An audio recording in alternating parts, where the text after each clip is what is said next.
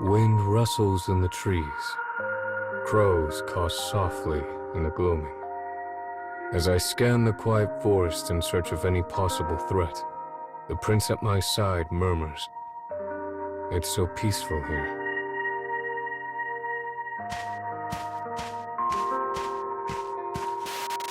He is here, in search of a way to lead our country out of war.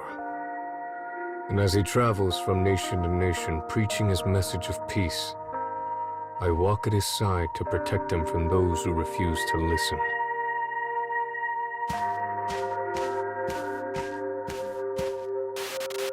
But I am a clockwork man created for war, and no matter how much time we spend together, the truth of his message continues to elude me. I draw close to the prince as he contemplates the setting sun. I wonder why he would think this place to be peaceful. Perhaps it has something to do with the red hues of dusk.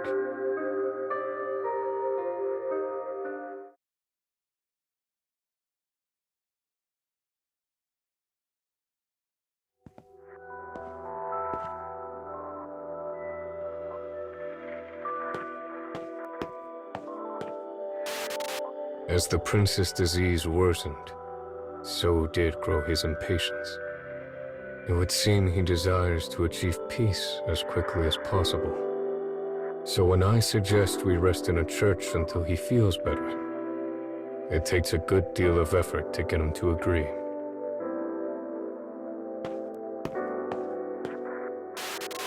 Today again, the prince's condition is poor, so we wait for nightfall in the church.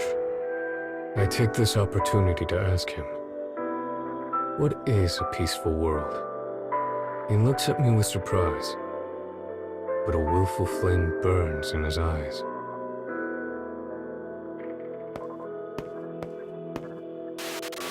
After a moment, a thin smile crosses his lips.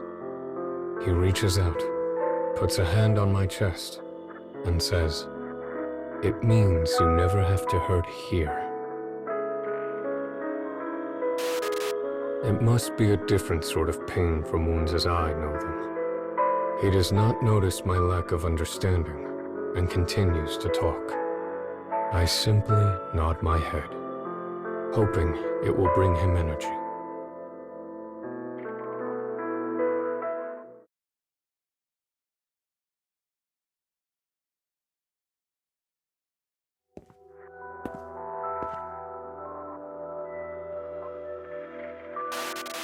The disease spreads. The prince's body withers and fades. When he can no longer stand, I travel alone to nearby villages in search of any food or medicine they can spare.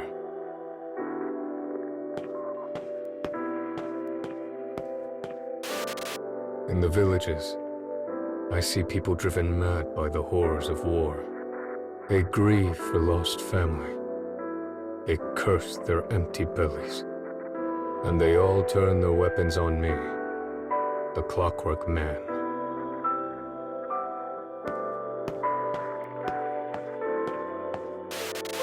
One day, I find a single apple in the woods. My prince lacks the strength to eat it on his own, so I chew small bites and feed it to him as a mother bird would its own young. As I see his haggard cheeks and hear his final gasping breath, I feel a pain deep within my chest, and finally realize the truth of everything that my prince has been fighting for. "It means you never have to hurt here," he had said. Oh. But why did it take such loss for me to finally understand?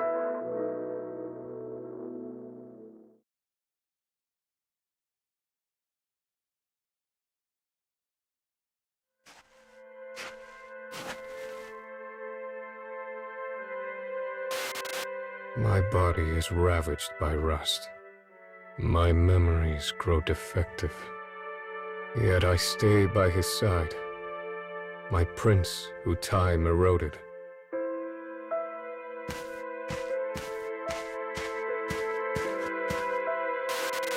There is a gaping, empty hole in my chest. The pain I felt just before he died is gone.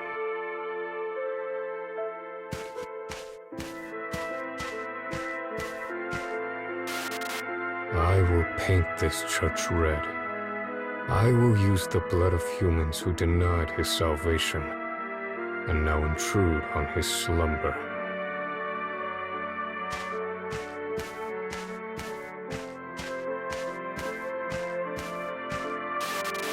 In accordance with the promise we made that day, I will continue to protect him and the peace he desired forever.